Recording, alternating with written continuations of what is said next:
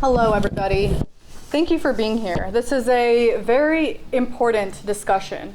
This is a discussion that prefaces the lives of millions of innocent people at stake. We have just returned, Comrade Hermes and I, from Pakistan and seen this firsthand, and are here to share the perspectives for what is happening there. What is the role of Marxists in this situation? What can we do from Canada? So these are the kinds of things we're going to be talking about. But to start off, I want to overview a little bit the situation right now, so everyone has a good understanding of what we're dealing with. This simultaneous economic, social, environmental, and political crises in Pakistan. Just for an idea, some recent headlines. The Independent on February 20th said Pakistan has effectively already defaulted, says the defense minister. It is a bankrupt country. And the defense minister goes on to say that the IMF does not have any solutions to the Pakistani problems. He slams the bureaucracy and the politicians for the economic crisis due to their disregard for the country's constitution, which has led to this economic instability. Further, Bloomberg on March 7th says Pakistan's dystopian warning to the world. They talk about opposition leader Imran Khan and the current Prime Minister Shehbaz Sharif fighting over the control of the country. And they highlight how, as Islamabad, the capital, fiddles, the country is burning up its foreign reserves, investors are seeing a growing risk of default, and the government is living hand to mouth, reliant on outside loans from China and other countries, while simultaneously negotiating with the IMF for the remaining funds of a $6.5 billion bailout. This is the 13th bailout since the 1980s Pakistan has received. And Bloomberg poses the question that both inside and outside the country, who is going to come to its rescue? First Post is another Indian news outlet. March 17th, they say, low on food, high on nukes. Why is bankrupt Pakistan focused on its nuclear program amid the worst crises? So really, this year, 2023, is a turning point in the history of Pakistan. From the dawn of so-called independence in 1947 till today, every day has meant more and more destruction and destitution for the poor people of the country. But now this reactionary and imperialist puppet state of Pakistan is reaching its logical end, is moving towards it. Official statistics for March record inflation at 35%, whereas food inflation is at 50%. Just like the central banks of the advanced capitalist countries like Canada, the US, are doing, the Pakistani state is also relying on massively increasing the interest rate to curb inflation. The interest rate in March was just increased to 20%. For context, in Canada, it's at 4%, and in the US, it's at 5%. We have seen what's happening with these interest rates as well, the 4 and 5%. We've seen the Silicon Valley Bank in the US go under. We're seeing Credit Suisse in Switzerland. We are seeing the conclusions and the effects of raising these interest rates. Now imagine what's happening in a country with an inflation of 50% and interest rates of 20%. As well, foreign reserves. This is the crux of what the bankruptcy is about. The foreign reserves, meaning the funds that are available to import basic necessities like food or pay back foreign debt, stand at about $4 billion. This is in the State Bank of Pakistan. This $4 billion barely covers the necessities of imports for the next month. For a country of 240 million people. So from a practical point of view, Pakistan's foreign exchange reserves are negative. It's like a patient on life support just being fed a little bit of blood and a little bit of medicine every month to stay alive. By the UAE, by Saudi Arabia, by China, to prevent a total collapse immediately. But it's only a matter of time. Currently, the little money that is there is being protected by banning large-scale imports, but this is leading to disastrous circumstances with the people facing shortages of all kind, hunger, lack of food. And Pakistan is an import economy at this point. It's a net import economy, meaning most day-to-day items, including machinery, raw materials, and food, especially recently, are being imported as well. And the reason for this is the mismanagement of nearly every single industry in the country. And it's led to the situation where food that used to be grown in abundance in the region and was previously, there was so much that it was exported, now has to be imported. The control of major industries like sugar, petrol, medicine are controlled by cartels and mafias who are supported and protected by government ministers and bureaucrats. And they've created this situation of artificial scarcity to push up prices. This long-term mismanagement of the economy, the lack of investment into industry, and all of this mismanagement and planning, lack of planning, has left nearly every industry in shambles. Wheat is a very good example of this, for illustration. Pakistan has gone through a historic shift of being an exporter of wheat to becoming a major importer of it. The agriculture sector is one of the largest in the country. More than half of the population relies on it for their economic dependence. And wheat is the greatest crop in terms of the agricultural sector that's produced, that's grown. However, due to a growing population, the environmental crisis, the floods, climate change, and a lack of investment into the productive capacity of the sector, Pakistan has become one of the biggest importers of wheat, primarily from Ukraine, Ukraine being popular for cheap wheat. Of course, with the war in Ukraine, there have been shortages of wheat available globally, with far-reaching consequences, particularly in poor countries in Asia and in Africa. In Pakistan, over the past period, there are countless stories of flour lines. In each city, people lining up to receive subsidized flour. They'll line up for entire days hoping to get a sack of subsidized flour. Right now, the Muslim month of fasting, Ramadan, is underway. Each year during this month, the capitalists feel very generous. They want to earn a lot of God points, and as an act of charity, they give out free flour at certain factories around the country. In one factory in Karachi a couple of days ago, the desperation of the working class had become so apparent with the size of the crowds that a stampede occurred, killing over 11 people at just one factory in Pakistan. And all of these people killed were women and children. The weakest and the most vulnerable members of society cannot be protected. This was one factory in Karachi that ended up making the headlines. Just over the past few days in the country, 23 people have died in similar stampedes in other parts. And there are certainly more unreported cases, and this situation has been going on for years. This is not just happening right now. This situation of imports is also worsening by the day as the rupee drops in value. The exchange rate right now is for $1, it's 284 Pakistani rupees, which is a 54% drop in the value of the rupee in just 1 year. For a net importing country, such a drop in its currency adds to the nightmare that they can import even less and less as every day goes by. Besides imports, to talk about debt a little bit and the debt crises, as of December 2022, Pakistan's external debt stands at $100 billion, while its internal debt adds another $65 billion.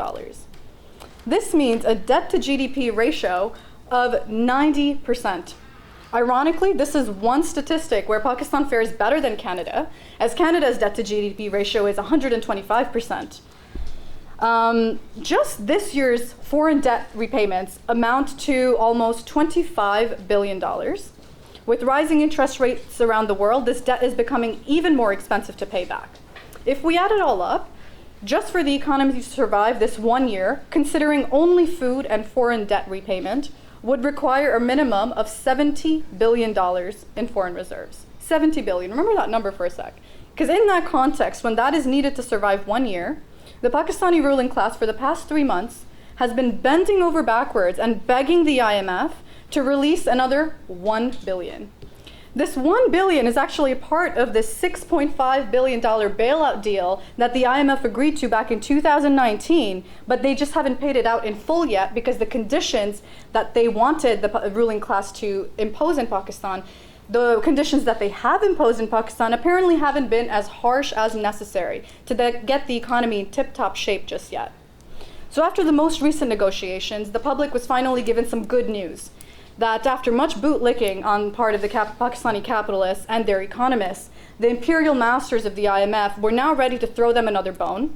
Like always, these loans from the IMF come with the need for some very tough decisions to be made to tighten the belt.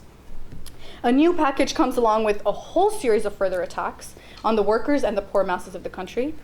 And so what are these conditions Pakistan has already taken a string of measures, including adopting a market-based exchange rate, the result of which I've explained earlier, the devaluation of the currency, asking for, the IMF is asking for a further hike in fuel and electricity tariffs, so a further increase in prices of basic necessities, and further increase in prices of essential commodities, which already the masses of people don't have access to.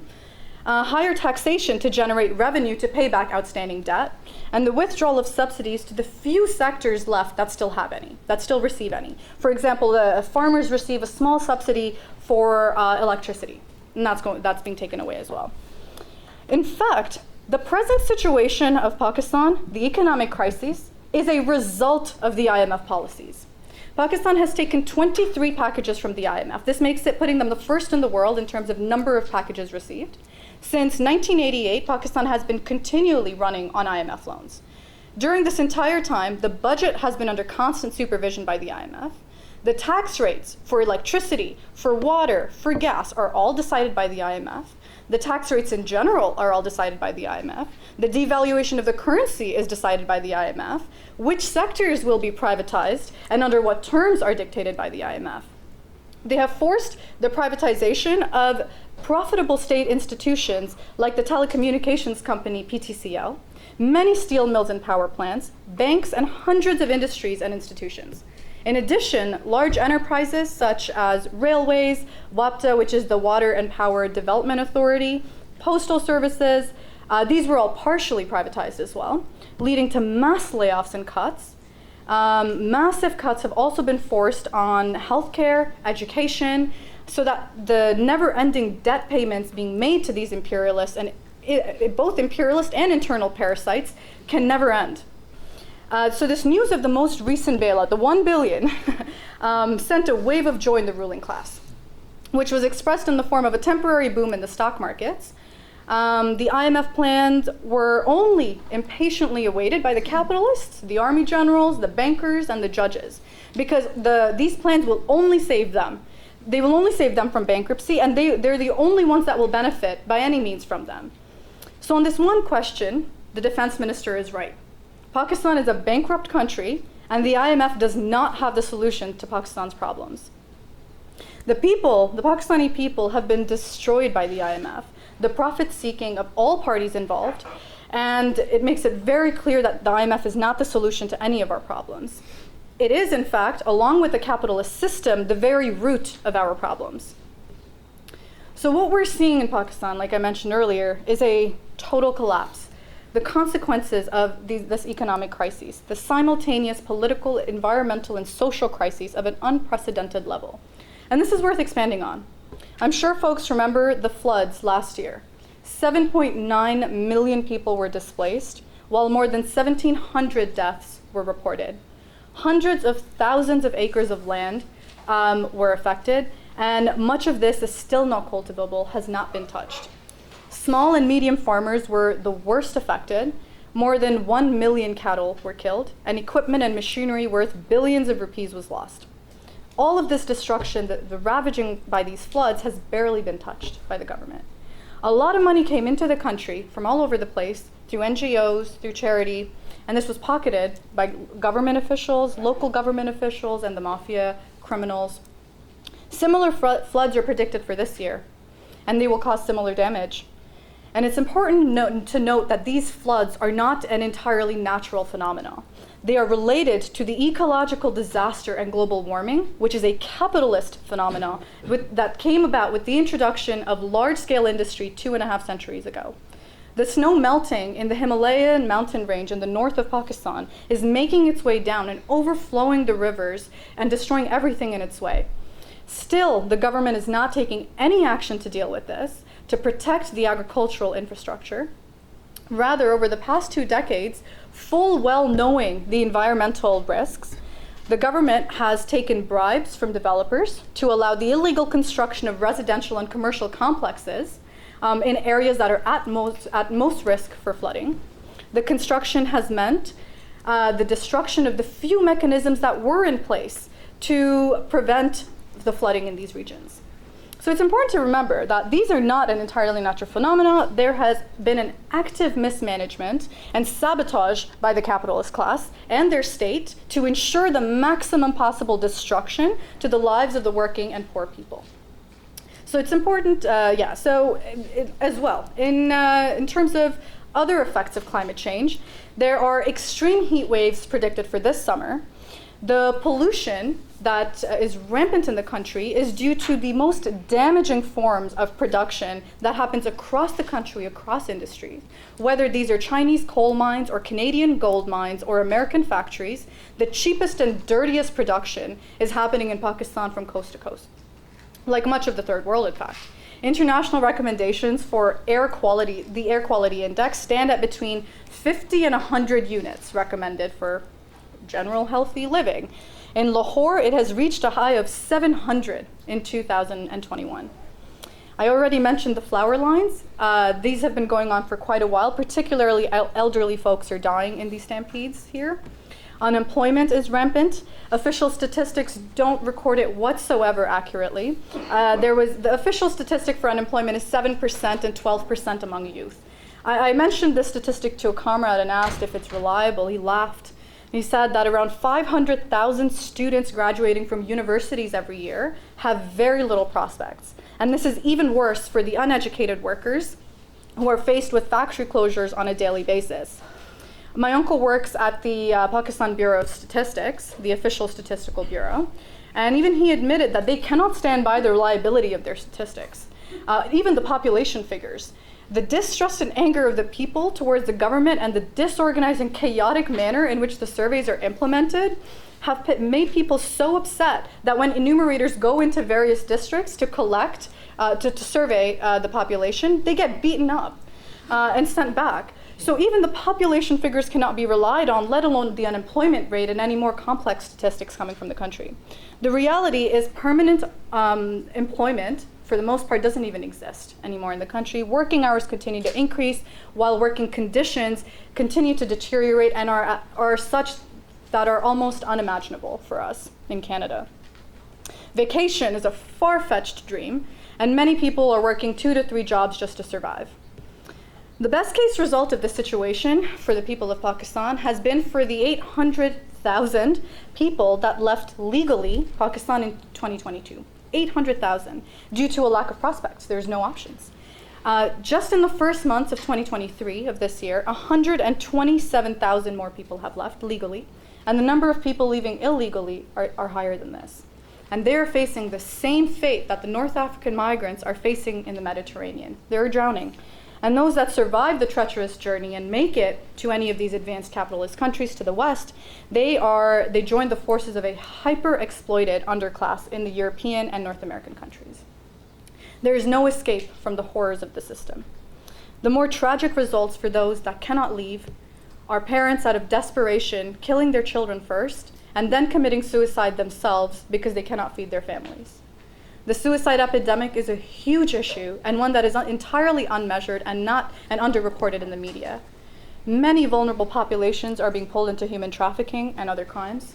There are mafia organized gangs of panhandlers that get brought onto the streets on trucks like at the beginning of the day and taken back to God knows where at the end of the day.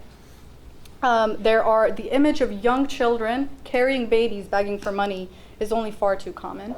These children are often trafficked into this life. Phone snatching and indiscriminate violence on the streets is common. The black market is estimated to be 2/3 the size of the entire economy. The black market underlies the presence of right-wing tendencies like the Taliban in the country. And for leaders of every single political party and religious party receive their nice share of these black market profits. The oppression of women is some of the worst in the entire world. They face sexual harassment at every turn, and honor killings are totally normal. Rape and sexual abuse are blamed on the women. Victim blaming is very common.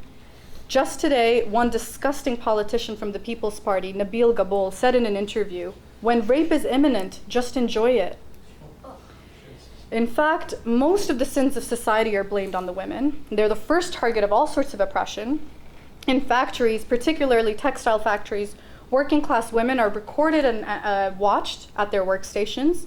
And they're watched by the male managers in the offices. They're often blackmailed then to have sex with their managers, threatening to release videos of them working or not paying them their wages, which is the more common one. And then they are further blackmailed for allowing themselves to be raped and then sometimes killed afterwards. Bodies of women in such circumstances have recently been found in factories around Karachi. The conditions of working class children and youth are just as precarious. One research study in a working class district of Lahore measured the lead content in water. This should be at 15 micrograms per liter according to the World Health Organization standards. 15 micrograms per liter.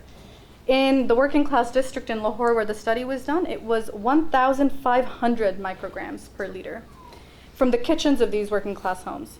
Not even fit for animals. This is the water working class kids are drinking and growing up drinking. As a result of this, 78% of children in this district were found to be anemic and their growth incredibly stunted. It's completely incredible to see the kids of 18 to 20-year-olds who resemble 10 to 13-year-olds in Canada in size. So this is the situation. Now, how did we get here? I barely have time to discuss the long history of the region from colonization to partition, but I'd recommend a fantastic book by Lal Khan called Partition, Can It Be Undone?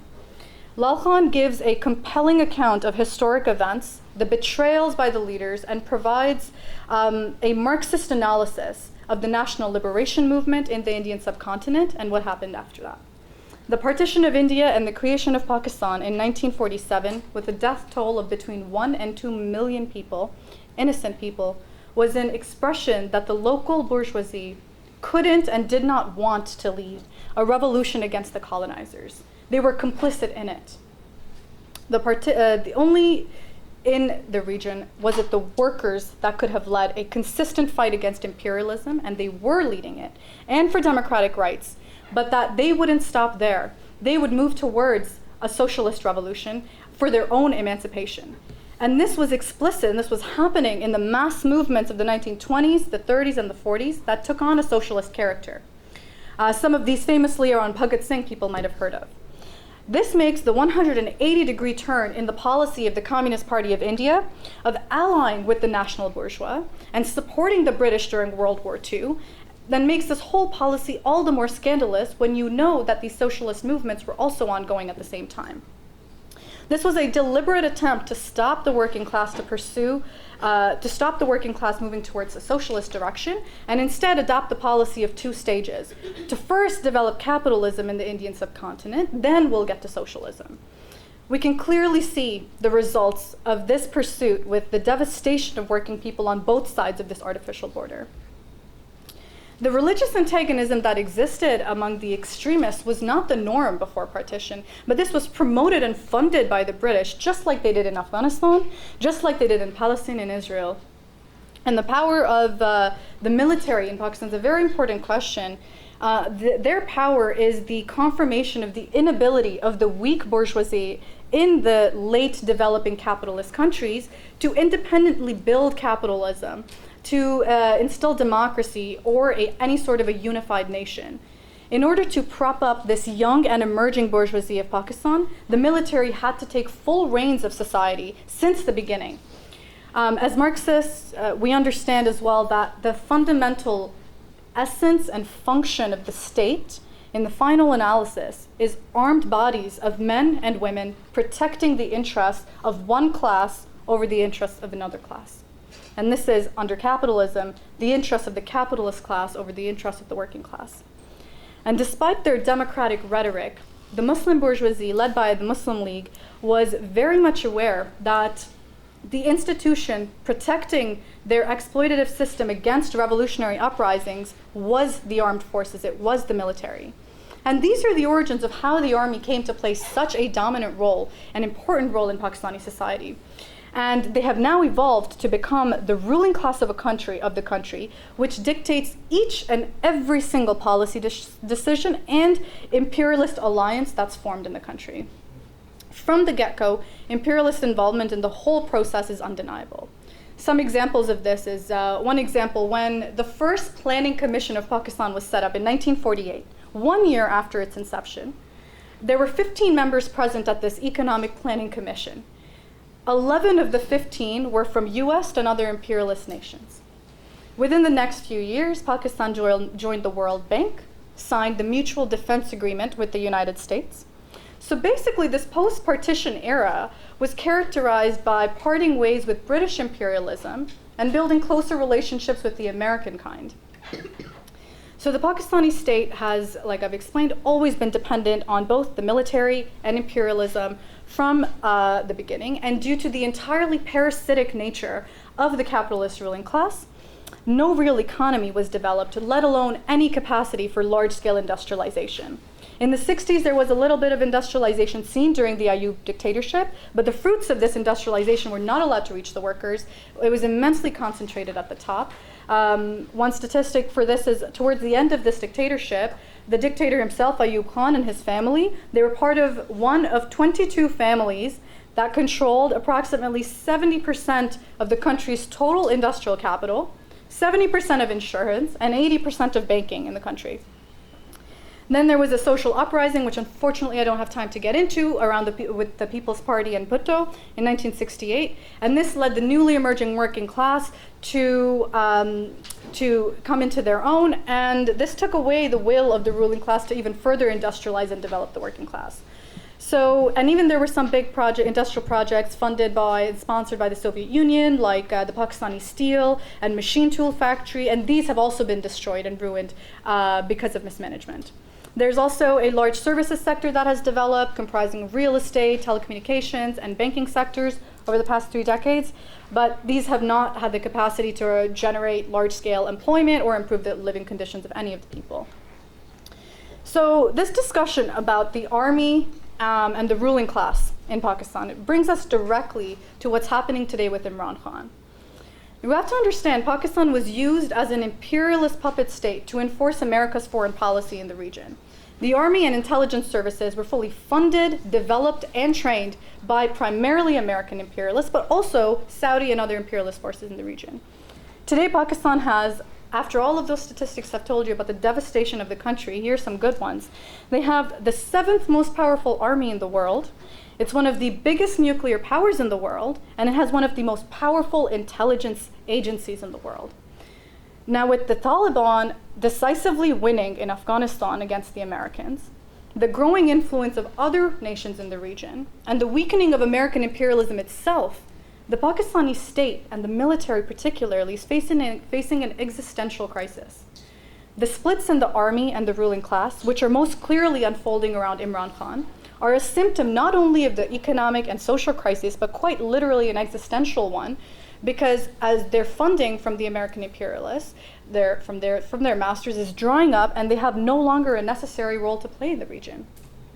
So whether it's the wing of the army and the ruling class supporting Imran Khan, or the one against him, the anti-people nature of all current political parties and tendencies and trends in the country are very clear. They have all been catering to the same global financial institutions, the army generals. They're trying to balance between one set of imperialists and the other.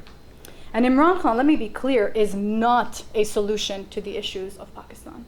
During the government of Tehreek-e-Insaf, his party, from 2018 to 2022, the biggest attacks in history were made on the people, and a flood of inflation and unemployment was imposed. Imran Khan said before he came into power that he would rather commit suicide before taking a loan from the IMF. As soon as he came into power, what did he do? He signed agreements with the IMF on shameful terms, some of the worst in the country's history. During the COVID pandemic, millions of people under his reign were left to die of hunger and disease, and there was no comfort for them. At the same time, hundreds of thousands of tons of wheat were rotting in government storage while people were starving. Millions lost their jobs through privatization, downsizing, and closures of factories. So first there was Imran Khan, then the new government which removed him through the sham vote of no confidence. They have all exposed throughout this process that the economic policy of all of their parties is the same. All of these parties are playing the role of local capitalists who enforce the policies of the IMF. And throughout the entire political debacle unfolding around different wings of the ruling class fighting for power, there was never mention of public support, of the working class, nor any desire for any party to come to power through the people. Rather, all parties are trying to gain power through playing off different factions of the military and of the generals. Imran Khan initially did have some support from the middle class when he started. I don't have too much time to get into the specifics of that, but that support has also dwindled over time. What's left of his support primarily comes from the fact that there is nothing else. There are no alternatives that are yet expressing themselves to express the deep discontent and anger in Pakistani society. So people are watching the circus of each government trying to crush its political opponents. They're watching this until something else happens. There's also now talk of a general election coming up. The ruling class is still unable to decide what they want to do. Do they want to have this election? Do they not want to have this election? They keep changing their mind and going in different directions. But if they are held, it's possible that the situation might slip out of the hands of and slip out of the control of the state. Different alliances can be formed during an election.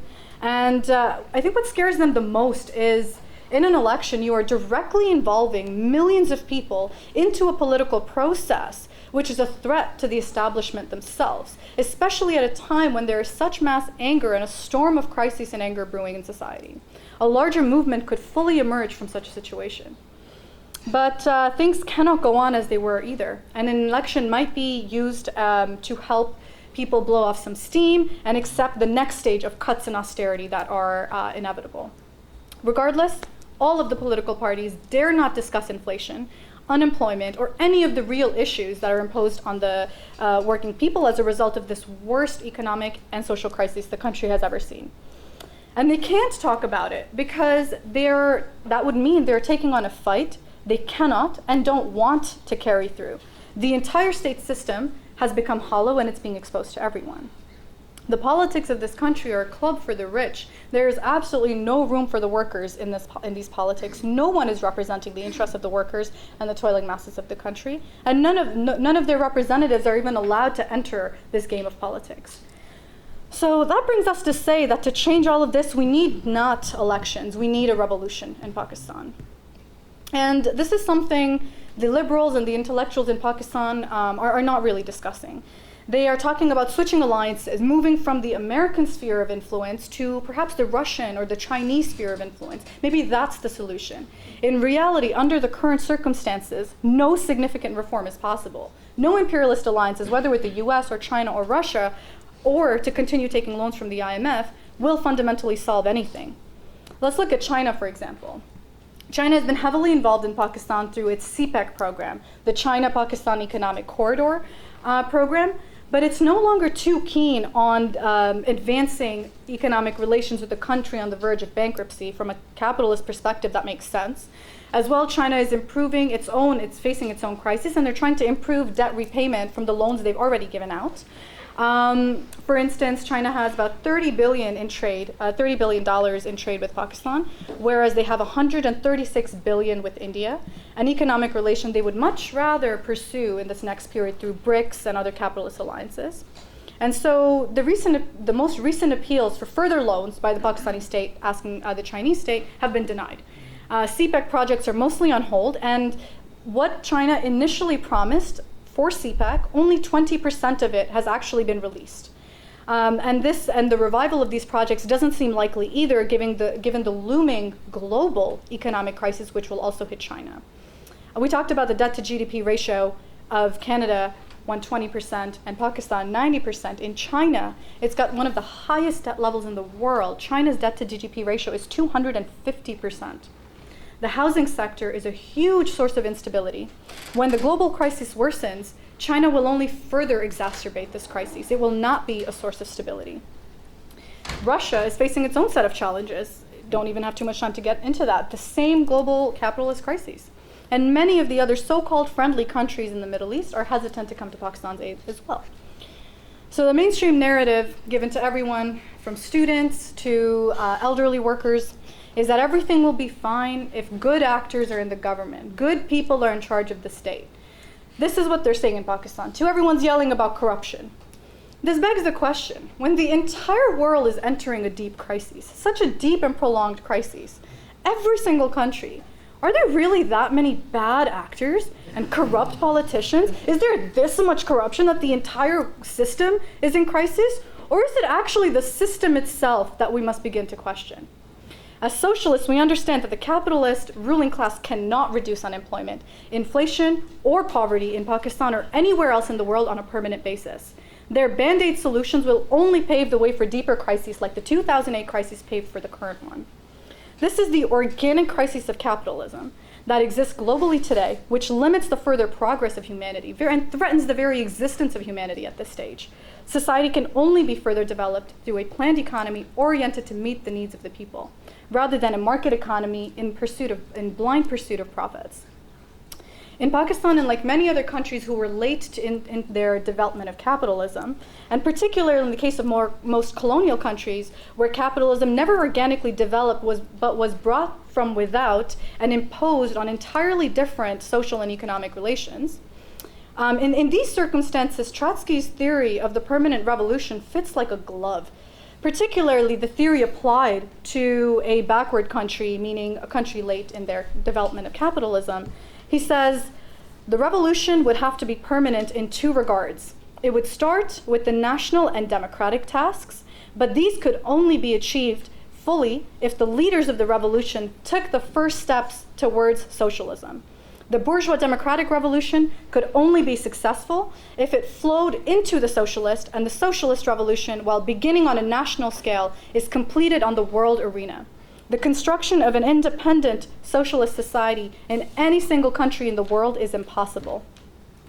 After partition, these crucial questions were raised again in the 68-69 revolution. Can these problems be solved on the basis of capitalism? What will be the role of the working class in the revolution? Bhutto was the leader of the 68 revolution, tried and was executed because the power of the military was brought into question. There will be another 1968, and this time we need to be crystal clear that only the working class can lead. There has to be no trust in any nationalist leaders, the local ruling classes, or their parties, or the intellectuals who are afraid to hit capitalism as the source of the problem.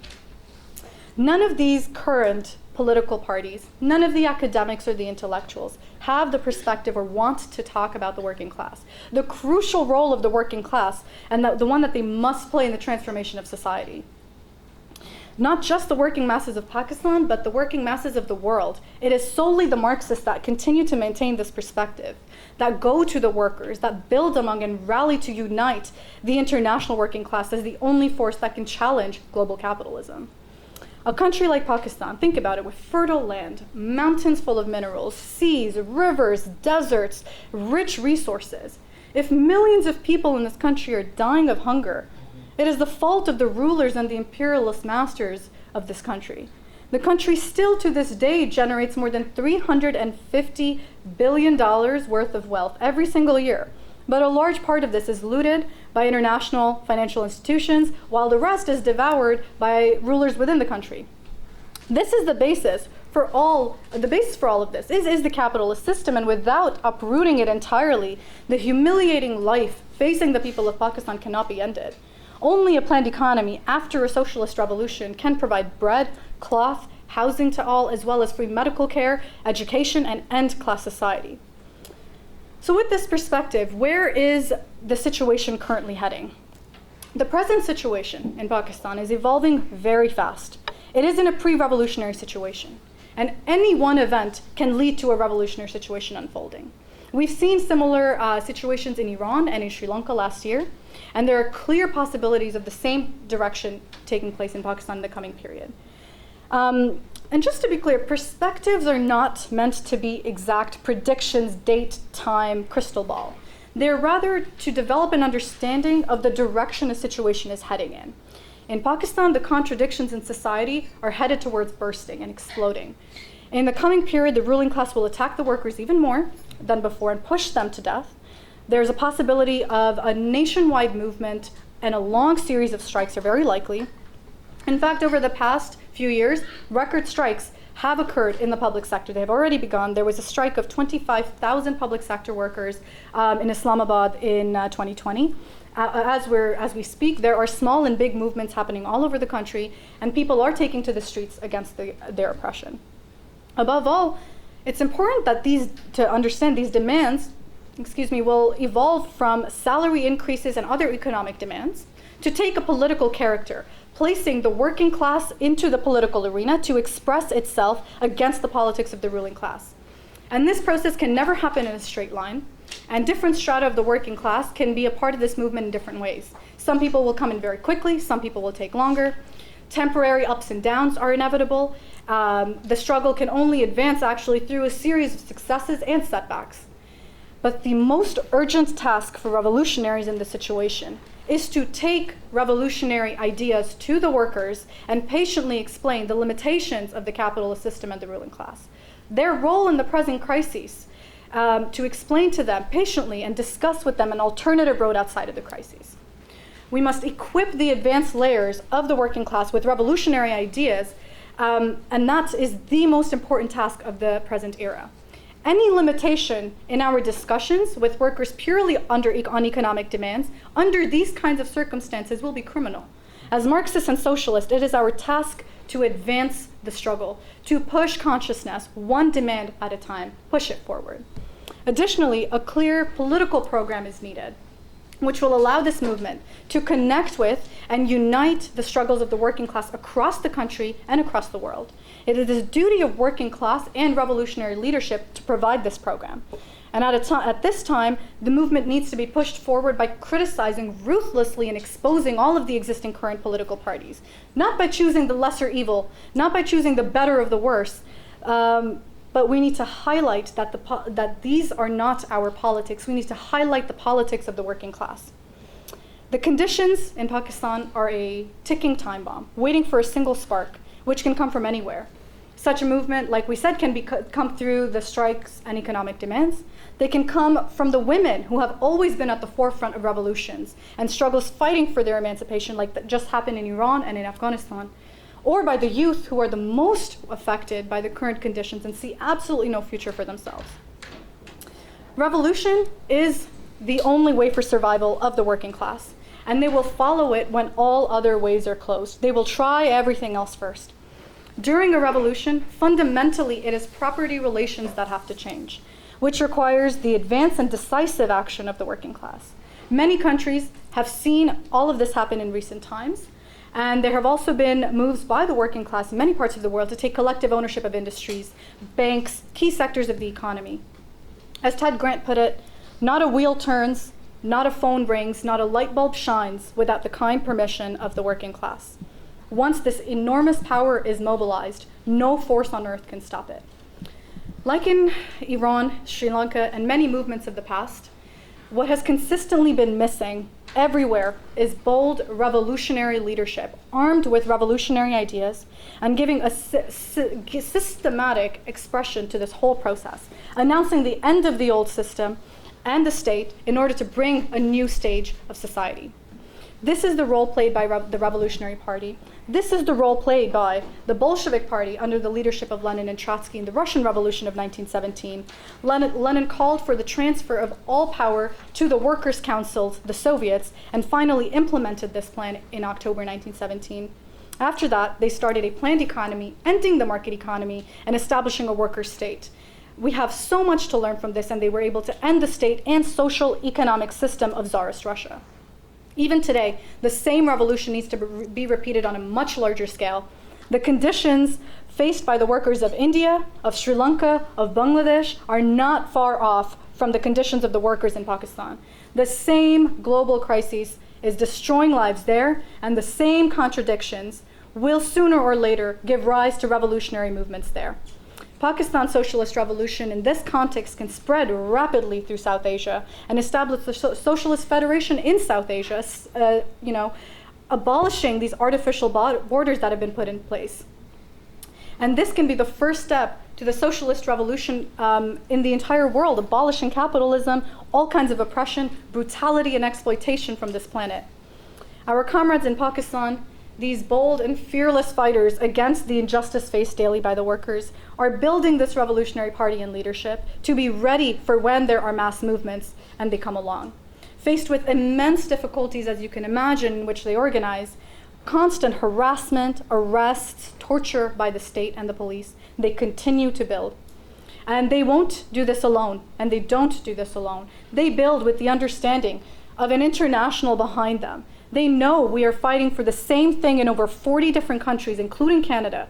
We are taking the necessary steps to prepare for the mass movements that are inevitably heading our way. They are watching the situation unfold in Germany, in France. They're watching France and Paris burn. Not only watching, they're waiting impatiently for mass movements in the West, so when these movements come to the West, and if we are ready for them, they can permanently change the trajectory of global capitalism. They're impatiently waiting for us to prepare the Revolutionary Party here and the leadership right here so that we can make this happen and strengthen their work by tenfold. So if you want to help the people of Pakistan, do not donate to the NGOs. Do not give to the charities. They will not do anything. That money will be stolen. It will not reach the people. Actually, we are hosting a small fundraiser for Lal Salaam, the Pakistani section of the IMT outside, some sick merch out front, all the proceeds of which will go to revolutionary organizing in Pakistan. But more importantly, if you want to help emancipate the Pakistani masses of their suffering, to advance the struggle for socialism in Pakistan and beyond, join us and fight for socialist revolution right here in Canada and in the rest of the advanced capitalist countries of the world. We have the luxury of time and the privilege to be here in Canada, to build before the crisis deepens here the way it already has in Pakistan. With all of that said, ask yourself, what are you doing while the world burns around you? The time to join the fight was yesterday. The next best time is now. When the workers of the West and the workers of the East rise up together, no force on earth is going to be able to stop them. With that, the only thing left to say is, workers of the world unite. We have nothing to lose but our chains.